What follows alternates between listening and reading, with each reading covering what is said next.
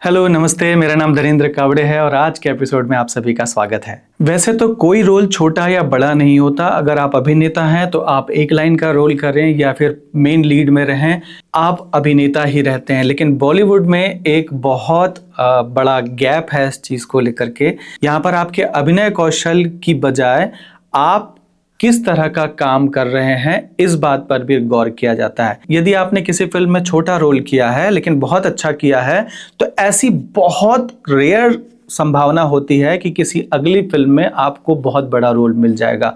ऐसे बहुत गिने चुने लोग होंगे जिनके साथ में ऐसा हुआ है। अधिकतर लोगों के साथ में ये होता है कि वो टाइप कास्ट हो जाते हैं, एक कैटेगरी में बांध दिए जाते हैं कि हाँ ये 2 लाइन के रोल करने वाला व्यक्ति है, ये सेकेंडरी टर्सरी रोल करने वाला व्यक्ति है और ये मेन लीड करने वाला व्यक्ति है। तो ये जो सेग्रीगेशन होता है, ये सेग्रीगेशन टैलेंट के आधार पर न होकर के कई बार एक अजीब सी व्यवस्था के तहत हो जाता है, जो कि अभिनेताओं के लिए इस तरह का क्राइटेरिया कई बार घातक होता है और इसी के कारण से सेट पर भी आपके साथ में व्यवहार होता है। मैंने कई बार देखा है कि पैसों के आधार पर लोगों के साथ में व्यवहार होता है। आपका छोटा रोल है, बड़ा रोल है, उस आधार पर तो है ही। उसके अलावा यदि आपके पास में ज़्यादा लाइनें हैं और आपने कम पैसे लिए हैं तो भी आपके साथ में व्यवहार बहुत अलग होता है। ये मेरे खुद के अनुभव से मैं आपको कह रहा हूँ कि एक फिल्म के लिए मुझे कास्ट किया गया था जिसके स्क्रिप्ट देख करके मैंने काम स्वीकारा कि हाँ इस कैरेक्टर का ग्राफ क्या है और या कहाँ से ये कितना इम्पॉर्टेंट है जो फिल्म के लिए। एंसेंबल कास्ट थी, बहुत सारे लोग थे उसमें, तो वो मुझे बहुत अच्छा लगा कि हाँ इस कैरेक्टर की एक जर्नी बनती है। लेकिन वहाँ पर एक घटना ऐसी घटी कि एक दूसरा अभिनेता जिसने मुझसे ज़्यादा चार्ज किया था, उसके डायलॉग्स या उसका प्रेजेंस कम था, तो कंपनी ने चूंकि वो उसको ज़्यादा पे कर रही है, मेरे कुछ संवाद उसको दे दिए और उसका प्रेजेंस बढ़ाने की कोशिश की। तो उसके प्रेजेंस के कारण से उसका कैरेक्टर तो बहुत अच्छी तरीके से एस्टेब्लिश हो गया, लेकिन मेरे कैरेक्टर का जो एक ग्राफ बनना था कि वो एस्टेब्लिश हो रहा था उस फिल्म में, वो कहीं ना कहीं डाइल्यूट हो गया। तो कई बार आपका टैलेंट आपके पैसों की नेगोशिएशन और अनुबंध या कॉन्ट्रैक्ट के आधार पर भी निर्भर करता है। और ये बाउंड स्क्रिप्ट के साथ में हुआ था कि जो स्क्रिप्ट मुझे मिली थी, ऑन सेट वो स्क्रिप्ट चेंज हो गई, वो सेम के सेम डायलॉग्स किसी और को दे दिए गए। तो इस तरह का डिस्क्रिमिनेशन भी आपको देखने को मिलता है, जो कि बहुत ही खराब प्रैक्टिस है। इसमें अच्छे कलाकार जो पैसों को लेकर के कभी नेगोशिएट नहीं करते या बात नहीं करते, जिनका उद्देश्य अच्छा काम करना है, ऐसे कलाकार जो पैसों को ज़्यादा तवज्जो न दे करके काम को तवज्जो देते हैं, उन जैसे कलाकारों को इस तरह की प्रैक्टिस डिमोटिवेट करती है। चूंकि किसी एक्टर को ज़्यादा पैसे दिए जा रहे हैं, उसका प्रेजेंस भी इस कारण से बढ़ा दिया गया। बॉलीवुड में कास्टिंग को लेकर के एक और नकारात्मक पक्ष जो कहा जाता है वो है नेपोटिज्म, यानी कि परिवारवाद के कारण से। लेकिन मुझे लगता है कि परिवारवाद और रिकमेंडेशन वाली जो बात है, उन चीज़ों के अलावा एक और जो चीज़ जो सबसे ज़्यादा नकारात्मक है और जिसने सबसे ज़्यादा नुकसान किया है वो है फेवरेटिज्म। ये बात बिल्कुल बहुत लोगों को पता होगी कि बहुत लोग कैंप में काम करते हैं, बहुत लोग ग्रुप्स में काम करते हैं, बहुत लोगों के अलग अलग लॉबी है। और जो कास्टिंग का बॉलीवुड का जो तरीका है, जो मैंने कहा पारंपरिक और आधुनिक दोनों ही रूप, तो पहले पारंपरिक तरीका बहुत ज़्यादा प्रचलित था। अब चूंकि आधुनिक तरीका आया है जिसमें लोकतांत्रिक रूप से कास्टिंग के लिए ओपन कॉल्स होते हैं या एक दूसरे को सजेस्ट किए जाते हैं, वहां पर एक तरीके का फेवरेटिज्म आ गया है। उसका सबसे बड़ा कारण है कास्टिंग डायरेक्टर बनने के लिए अगर आप देखें तो ऐसा कोई कोर्स नहीं है जहां से आप कास्टिंग डायरेक्शन के बारे में सीख सकते हैं। आपका इस क्षेत्र में अनुभव और लोगों से संपर्क, उसी आधार पर आप कास्टिंग डायरेक्टर हो सकते हैं। अब इस कारण से इसमें आप देखेंगे ज्यादातर कास्टिंग डायरेक्टर वो हैं जो एक्टर बनने के लिए आए थे, लेकिन वो धीरे धीरे कास्टिंग डायरेक्टर बन गए। और वो कास्टिंग डायरेक्टर्स जब कास्ट करते हैं तो उनमें अभिनय की अपनी एक शैली उन्होंने डेवलप की थी जब वो काम कर रहे थे, जो कि एक प्लस पॉइंट था कि ऐसे लोग अभिनय की शैली को, अभिनय के प्रकार को और अभिनय की प्रक्रिया को समझ सकते थे, और साथ ही वो अभिनेता के भीतर चलने वाले भावों को और अभिनेता की प्रक्रिया को भी बहुत अच्छे से एक्सप्लेन कर सकते थे कि ये रोल कैसे किया जा सकता है, जिसका बहुत लोगों को फायदा भी हुआ। लेकिन वहीं कई ऐसे कास्टिंग डायरेक्टर जो खुद अपने आप को बतौर एक्टर देखना चाहते थे, वो कहीं ना कहीं उनका क्षुद्र अहम कह लीजिए या अपने आप को उस जगह देखने की भावना वो कटुता में परिवर्तित होती चली जाती है, और उसके कारण से वो सामने वाले एक्टर को कि अरे ये क्या कर रहे हो, अरे ओवर क्यों कर रहे हो, अरे लाउड क्यों कर रहे हो, अरे तुमको ऐसे आता है क्या, इस तरह की कई सारी शब्दावली निकल करके चली आई, और उसके कारण से कटुता कहीं ना कहीं पैदा होती चली गई। और वो कास्टिंग डायरेक्टर अभिनेता को फिर अभिनय भी सिखाना शुरू कर दिया कि इस तरह की एक्टिंग होनी चाहिए। और उस तरह के कास्टिंग डायरेक्टर ने, चूंकि वो उनका एक अभिनय का स्टाइल था, वो एक उसी प्रकार के अभिनेताओं को प्रमोट करने लगे या दूसरे अभिनेताओं से उसी तरीके के अभिनय की अपेक्षा करने लगे, और उस तरह के अभिनय करने वाले अभिनेताओं को ही वो प्रमोट करने लगे। तो ये एक जो फेवरेटिज्म आया, उसके कारण से ऐसे बहुत सारे अभिनेता जो बहुत अलग तरीके का काम कर सकते थे या उनमें उतनी क्षमता थी कि वो इतने वर्सटाइल थे कि वो किसी भी तरीके का काम कर सकते थे, वो उभर कर नहीं आ पाए, क्योंकि कई कास्टिंग डायरेक्टर्स ने उनके काम को स्वीकार नहीं किया इनिशियल लेवल पे ही कि ये उस तरह का काम नहीं कर रहे हैं जैसा कि मुझे लगता है कि ऐसा काम करना चाहिए।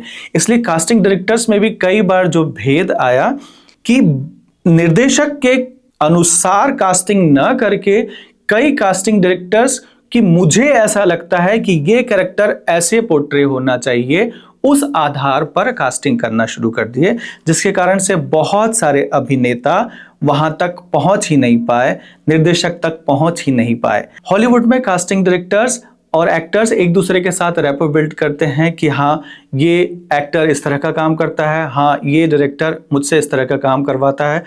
ये रैपो बिल्ड करने के बाद वो आगे जाते हैं।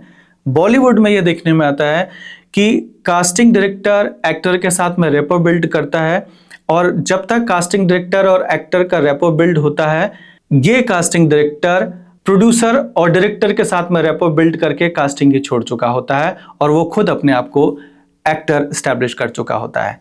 आज इसीलिए कई सारे ऐसे कास्टिंग डायरेक्टर हैं जो कास्टिंग डायरेक्शन छोड़ करके बाकी सब करने के लिए तैयार हैं। वो आपको एक्टिंग भी सिखा रहे हैं, वो वर्कशॉप्स भी ले रहे हैं, वो एक्टिंग में कैसे क्रैक करना है आपको ये चीज सिखा रहे हैं। हॉलीवुड में इस तरह के एक्टिंग प्रक्रिया को लेकर के हमेशा से विवाद रहा है, लोगों ने आरोप लगाए हैं इस बात को लेकर के, और बॉलीवुड में उसी भी चीज को लेकर के आरोप लगते रहते हैं कि ये प्रक्रिया लोगों से पैसे लेकर के उन्हें एक्टिंग सिखाने की ठीक नहीं है। और कई बार आर्टिस्ट एक्टर ये सोच करके उनके पास जाता है कि हाँ ये फला व्यक्ति कास्टिंग डायरेक्टर है तो ये मुझे काम दिला देगा, वो सिखाएगा या नहीं सिखाएगा ये एक अलग विषय होता है, लेकिन उसके पास जाने से उनके साथ में रैपो बिल्ट होगा ये समझ करके, और वो फिर उनको कास्टिंग में कहीं ना कहीं रोल दिला देगा, ये सोच करके ज़्यादातर लोग उनके पास जाते हैं। और इसी कारण से कई सारी ऐसी कास्टिंग एजेंसी खड़ी हो गई हैं जो टैलेंट मैनेजमेंट के नाम पे आपसे रजिस्ट्रेशन करवाती है, और उस रजिस्ट्रेशन के आधार पर आपको फिल्म दुनिया में काम देने का झांसा दे करके आपसे मोटी रकम ऐंठती है। बहुत सारे ऐसे अभिनेता या नए अभिनेता जो बनना चाहते हैं वो ऐसी फ्रॉड कंपनियों के संपर्क में आकर के अपना नुकसान करते हैं। बॉलीवुड में हम बहुत कुछ चीजें हॉलीवुड से कॉपी करते हैं, यहाँ तक कि नाम हमारा बॉलीवुड भी हॉलीवुड का ही कॉपी है। हॉलीवुड के कास्टिंग डायरेक्टर्स मास्टर क्लास को प्रमोट करते हैं, जिसमें कि कुछ पुराने वेटरन एक्टर और टीचर जो एक्टिंग सिखाते हैं उनकी मास्टर क्लास करते हैं। उसी तर्ज पर बॉलीवुड में भी चीजें शुरुआत हुई है कि जो फेमस स्टार हैं वो कास्टिंग की आपको टिप्स दे रहे हैं। कई इंटरव्यू के कुछ चंक हैं जिनको आजकल सोशल मीडिया पे बहुत सारे आपको ऐसे चैनल मिल जाएंगे जो उनकी एक्टिंग टिप्स को लेकर के आपके साथ में शेयर करते हैं, और सिर्फ उनकी कही हुई बात एक्टिंग को लेकर के आपके साथ में शेयर करते हैं।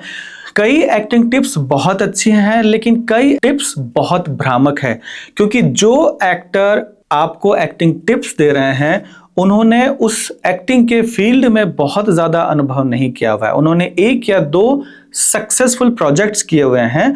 उस आधार पर हम उनसे टिप्स मांग रहे हैं, और लोग उन्हीं के कुछ इंटरव्यू में से कुछ एक अंश निकाल करके अपने अपने प्लेटफॉर्म्स पर दिखा रहे हैं, जिसके माध्यम से हमको लगता है कि ये एक्टिंग टिप्स हमारे काम की होगी, लेकिन वो एक्टिंग टिप्स पर्टिकुलर किसी कैरेक्टर या उस समय जो उन्होंने इस्तेमाल की थी उसके लिए ज़्यादा कारगर होती है। बजाय इसके, अगर संभव है तो हॉलीवुड के जो मास्टर क्लासेस हैं, जो आपको कहीं ना कहीं चैनल पे मिल ही जाएंगी, उन मास्टर क्लासेस को आप फॉलो करें। उनमें जो टीचर हैं वो जो आपको अपनी बात कह रहे हैं, क्योंकि उनके पास जीवन का लंबा अनुभव है, उस अनुभव के आधार पर वो जो कह रहे हैं, आप यदि आप उनको सुनेंगे, उनको मनन करेंगे और उन पर इम्प्लीमेंटेशन करेंगे, तो ये अभिनय के लंबे अरसे तक के आपको साथ देगा। बजाय इसके कि वो छोटी छोटी टिप्स जो कास्टिंग डायरेक्टर्स आपको कास्टिंग कैसे क्रैक करना बता रहे हैं। कास्टिंग क्रैक करना, मुझे लगता है ये कोई एग्जामिनेशन देने जैसी तो बात नहीं है कि आप नीट को क्रैक करना है या पीएमटी क्रैक करना है या कोई दूसरी। ये बहुत ही भावनात्मक आंतरिक चीज है अभिनय, उसमें आपको अभिनय करना है। कोई एक चरित्र आपको दिया जाता है, उस ऑडिशन में आपकी जितनी समझ है उस आधार पर, जितना आपको समझाया जाता है उस आधार पर आपको वो अभिनय करना होता है। यदि आप इमोट कर पाते हैं तो आप उसके लिए चुने जाते हैं, और यदि आप इमोट नहीं कर पाते हैं या उसको ठीक से नहीं जी पाते हैं तो आप नहीं सिलेक्ट हो पाते हैं। तो ये एक कितनी साधारण सी प्रक्रिया है। बतौर अभिनेता जब हमने कोशिश की थी, तब हमने अपने आप को इस तरह से तैयार करने की कोशिश की थी कि हाँ, हम किसी भी प्रकार का रोल उसमें कर सकते हैं। उसके लिए हम चाहे तो अपना वजन बढ़ा लें, चाहे वजन घटा लें, चाहे दाढ़ी बढ़ा लें या दाढ़ी कटा लें, सिर मुंडवा लें, किसी भी प्रकार का अपना शारीरिक ट्रांसफॉर्मेशन भी करने की इच्छा और क्षमता रखते थे। लेकिन ये मौके आपको नहीं मिलते जब तक कि आप उस मकाम पर ना हो, आप एक ऐसी स्थिति में ना हो बॉलीवुड में जहां पर आप ये डिमांड कर सकें, समय मांग सकें। आपको कैरेक्टराइजेशन करने के लिए समय नहीं मिलता यदि आप उस मुकाम पर ना हो। तो जब आप ऑडिशन के लिए जाते हैं तो दिए गए समय में, मुश्किल से 15 मिनट या 20 मिनट में ही आपको अपने कौशल के आधार पर उस कैरेक्टर को जी लेना पड़ता है। जो लोग इसमें सफल हो जाते हैं वो बहुत अच्छी बात है, लेकिन बहुत सारे लोग इसमें फेल होते हैं क्योंकि उन 15 मिनटों में आप अपने आप को तैयार नहीं कर पाते या नहीं समझ पाते। इसका मतलब ये कतई नहीं होता कि आप खराब एक्टर हैं, क्योंकि ये क्राइटेरिया ही बहुत गलत है। ज्यादातर होता यह है कि वास्तव में या अभी आप जैसे दिखते हैं या अभी आप जैसा कर पा रहे हैं, उसी आधार पर आपका चुनाव होता है और उसी आधार पर आपका कैरेक्टर ये किया जाता है कि सपोज अगर मेरी मूंछ है अभी और कोई ऐसा कैरेक्टर है जिसमें मैं मूंछ के बगैर कर पाऊंगा और वो शायद संभवतः ज्यादा सूट करेगा, या मेरे हेयर स्टाइल चेंज कर देने से मेरा लुक बदल जाएगा। कई बार कास्टिंग डायरेक्टर्स में इतनी कल्पनाशीलता भी नहीं होती कि वो उसको इमेजिन कर पाए। हालांकि उसके लिए बहुत सारी बात की प्रक्रियाएं हैं, जिसमें लुक टेस्ट भी होता है। लुक टेस्ट के आधार पर आपको चेक किया जा सकता है कि हाँ, ये लुक आप पर जाता है या नहीं जाता है। ये सारी सुविधाएं सिर्फ उन कुछ अभिनेताओं को मिलती हैं जो कि एक मुकाम पर हैं। बाकी आप अभी जैसा दिख रहे हैं और जैसा आप अभी कर रहे हैं, उसी आधार पर आपका चुनाव होता है, जो कि एक, मैं कहूंगा, बहुत ही पार्शियल प्रक्रिया है, यानी बहुत ही पक्षपातपूर्ण प्रक्रिया है, जिससे ऐसे बहुत सारे अभिनेता जो अपने आप को ट्रांसफॉर्म कर सकते हैं और परफॉर्म कर सकते हैं, उन लोगों को मौका ही नहीं मिल पाता। और हम ये क्षणिक 3-4 अभिनेताओं को प्रोस्थेटिक्स लगा करके, पेट मोटा करके उनके अभिनय की तारीफ करते रहते हैं कि हाँ, इन्होंने ऐसा कुछ किया, जबकि वो उतना प्रभावशाली नहीं है। इसीलिए बॉलीवुड के जितने अभिनेता हैं उनमें से बहुत ही ऐसे कम अभिनेता हैं जो अंतर्राष्ट्रीय स्तर पर उनकी तुलना की जा सकती है अभिनेताओं में, क्योंकि उन्हें वो मौका ही नहीं मिल पाया। कास्टिंग और कास्टिंग डायरेक्टर की कल्पनाशीलता को लेकर के एक मेरा अपना व्यक्तिगत अनुभव रहा है। वैसे तो बहुत सारे अनुभव हैं, लेकिन उनमें से एक अनुभव ये था कि ऑडिशन के लिए मुझे बुलाया, कहा था कि पुरानी सी शर्ट पहन करके आइए। तो मैं अपनी एक पुरानी सी शर्ट पहन करके चला गया। लिनन की शर्ट थी, लेकिन फटी हुई थी, काफी रंग वंग उतर चुका था, और मेरे पास वही एक शर्ट थी उस समय पे, तो वो पहन करके चला गया। तो उन्होंने मेरा ऑडिशन लेने से मना कर दिया। उन्होंने कहा कि ये ऑडिशन के लिए सूट नहीं करती है। मैंने कहा शर्ट या मैं, एक बहुत ही हास्यास्पद उस समय पे एक चलन था। आराम नगर में जितने कास्टिंग स्टूडियोज उस समय पे हुआ करते थे, जहां पर लोग जाते थे, और एक बहुत ही विचित्र चलन था जिसको वहां जाकर के बहुत सारे लोग सिर्फ 2 सेकंड में अपना ऑडिशन देना है या नहीं देना है तय करते थे। और वो शब्दावली उस समय थी फिट या नॉट फिट, क्योंकि वो ओपन कॉल होते थे। तो वो ओपन कॉल में बाहर से कोई एक व्यक्ति ऐसे हाथ डाल करके फिट नॉट फिट ऐसे करके एक्टर भी बोल करके चला जाता था, और कास्टिंग डायरेक्टर भी उसको देख करके नॉट फिट कह देता था। तो कई बार वो शब्द मुझे समझ में नहीं आता था कि ये फिट और नॉट फिट किस बारे में कह रहे हैं। क्या ये फिजिकली फिट या नॉट फिट की बात कर रहे हैं, या एक्टिंग के लिए फिट या नॉट फिट की बात कर रहे हैं, या कैरेक्टर के लिए फिट या नॉट फिट की बात कर रहे हैं। तो ये बहुत ही हास्यास्पद उस समय पे एक वृत्तांत हुआ करता था। तो वो शर्ट की वजह से मुझे ऑडिशन देने नहीं दिया। उन्होंने कहा कि आपकी शर्ट गरीब जैसे नहीं लग रही है, आप गरीब जैसी कोई एक शर्ट पहन करके आए और फिर ऑडिशन दीजिए। तो मुझे ये चीज़ लगी कि क्या शर्ट अभिनय करने वाली है या मैं अभिनय करने वाला हूँ, क्योंकि ऑडिशन शायद मेरी अभिनय कौशल क्षमता के लिए है। अगर उस अभिनय कौशल में या उस क्षमता में मैं सफल हो पाता हूँ तो मेरा लुक टेस्ट लिया जा सकता है कि क्या उस गरीब दिखने वाले लुक पे मैं फिट बैठता हूँ या नहीं बैठता हूँ। अगर वहां पर मैं पास हो गया तभी आप मुझे कास्ट करेंगे, अगर आप मुझे नहीं पास हो पाया तो मुझे कास्ट नहीं करेंगे। हम कई बार इतनी कल्पनाशीलता भी नहीं इस्तेमाल कर सकते कि अभिनेता क्या कर रहा है, क्या कर सकता है, कितनी क्षमता है। इसको दूसरे पक्ष में भी लोग देखते हैं कि नहीं, जैसा दिख रहा है वैसा ही हमें ऊपर भेजना है। तो ऊपर जो बैठे हुए लोग हैं, क्या उनकी कल्पनाशीलता कम है? ये बड़ा प्रश्नवाचक चिन्ह उनके ऊपर में लगता है। बहुत सारे कास्टिंग डायरेक्टर और बहुत सारे कास्टिंग इंटर्न वो लोग हैं जो एक्टर बनने की ख्वाहिश रखते हैं और लगातार एक्टर बनने की ख्वाहिश रखते हुए कास्टिंग कर रहे हैं। इसका कतई ये मतलब नहीं है कि कास्टिंग डायरेक्टर एक्टर नहीं हो सकता है, बिल्कुल हो सकता है, लेकिन एक इकोसिस्टम हम बनाते हैं और उस इकोसिस्टम के तहत ही सब कुछ काम कर रहा होता है। यदि कास्टिंग डायरेक्टर एक्टर बनने की कोशिश करता है तो कहीं ना कहीं इकोसिस्टम के साथ में छेड़खानी है, जिसका प्रभाव पूरी एक सिस्टम पर पड़ेगा।